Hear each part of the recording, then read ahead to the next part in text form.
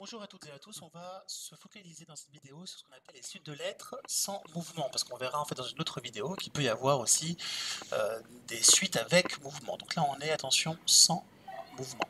Alors en fait l'idée c'est que si je prends un premier exemple avec pourquoi pas une série comme je sais pas moi B, C, X, G, H, R et enfin C, D et M, vous allez vite vous rendre compte que on a ce qu'on appelle une suite en intra. Ça veut dire en fait qu'il va toucher les deux premières lettres. Effectivement, on voit bien que le B et le C se suivent, de même que le G et le H se suivent, et le C et le D ici se suivent.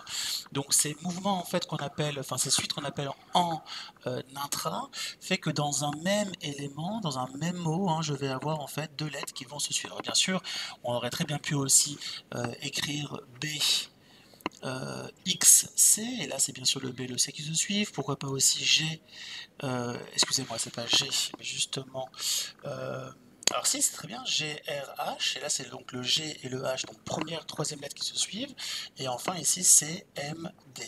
Donc soyez attentifs bien sûr, on peut très bien avoir de l'intra qui se fait entre ce qu'on appelle la première et la deuxième lettre, pourquoi pas un intra entre la première et la troisième, et enfin pourquoi pas entre la deuxième et la troisième, auquel cas on aurait bien entendu X, B, C, et puis ici on aurait eu R, G et H, parce qu'effectivement on aurait dit que c'est un mouvement entre la deuxième et la troisième lettre. Alors attention à une chose très importante, c'est qu'on va avoir besoin déjà de faire attention au fait qu'on peut aussi avoir évidemment une suite à l'envers, c'est-à-dire que dans l'autre sens, autrement dit, non pas B, C, X, mais pourquoi pas C, B et X, non pas G, H, R, mais H, G, R. Ou là, vous l'avez compris, il faut lire en fait à l'envers, comme on pourrait lire l'arabe ou l'hébreu. Et là, donc, on aurait BC ici ou GH ici. Donc, on serait sur un mouvement de type deuxième, première lettre, deuxième, première lettre.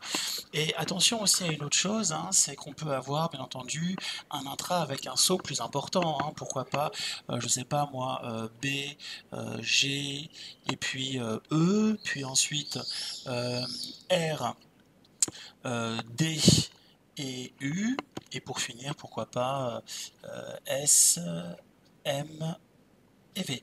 Donc là, on a compris quoi en fait? On a compris que le B et le E se suivaient en sautant en fait ici deux lettres, à savoir donc le C et le D. Ici le R et le U se suivent en sautant encore deux lettres, autrement dit le S et le D. Et là le S et le V se suivent en sautant encore deux lettres, à savoir le T et le U.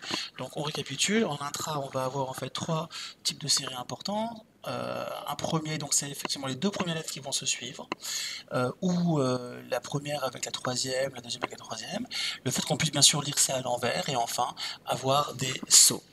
Ensuite, on a ce qu'on appelle les mouvements en inter, où là, on va avoir cette fois-ci quelque chose qui va se passer entre les éléments. Donc, c'est pas dans un même élément, mais entre les éléments. Donc, par exemple, si je prends la série B, R, D, puis ensuite, pourquoi pas C, H, I, et enfin D, D, M, N, et bien cette fois-ci, en fait, on va voir que ça se joue en inter, autrement dit entre les mots eux-mêmes.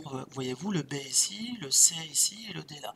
Donc ça va se suivre, mais entre les éléments et non pas dans l'élément lui-même. C'est pour ça qu'il faut faire attention à bien différencier l'intra de l'inter. Donc on peut encore avoir d'autres choses. On peut très bien imaginer une série cette fois-ci où ça va se jouer à l'envers, donc comme en intra. Donc là je commence plutôt par mon DMN, puis je fais mon CHI et enfin mon BRD. Donc là, on va commencer plutôt par lire le B qui est là, puis le C qui est là, puis le D qui est là. Donc c'est à l'envers en fait, le B, C, puis le D. On peut aussi avoir de l'inter qui va se jouer avec des sauts. Donc par exemple, je vais prendre R, X, V. Ensuite, je vais vous prendre par exemple N, G, H, puis J, S, S. Et là, en fait, on voit que c'est non seulement à l'envers, je ne sais pas si vous avez vu, on commence par le J, puis on va vers le N, puis on va vers le R, et on voit effectivement que j'ai sauté ici trois lettres. parce qu'entre le J et le N, j'ai sauté en fait le K, le L et le M, et entre le N et le R, j'ai sauté encore 3 lettres, hein. Donc pareil, hein, bien entendu, et là je vais avoir quelque chose qui donne en fait un saut, si je me trompe pas, c'est on saute le N, donc le O, le P, et le Q. Alors, on verra dans des exercices hein, que ces sauts peuvent être aussi ce qu'on appelle progressifs, hein. Ça fait partie des questions difficiles que vous pouvez avoir, hein. Autrement dit, c'est pas sauter, enfin, on sautera pas plus 3 lettres, plus 3 lettres, plus 3 lettres, mais on sautera par exemple plus une lettre, plus 2 lettres, plus 3 lettres, plus 4 lettres. Ce qu'on appelle des sauts progressifs. Mais l'idée, voilà, c'est vraiment de sensibiliser aujourd'hui sur déjà les deux grandes familles de suites de lettres, hein, avec ce qu'on appelle l'intra dans le mot, inter entre les mots. Je voulais aussi vous sensibiliser sur le fait que ça pouvait toucher une partie bien sûr des mots, hein, et surtout qu'on pouvait également lire à l'envers et sauter plusieurs lettres. Mais encore une fois, il y aura d'autres cas un peu plus difficiles où on fera notamment des sauts qui seront progressifs, mais ça fera peut-être l'objet d'une question ou d'une autre vidéo. Bon courage.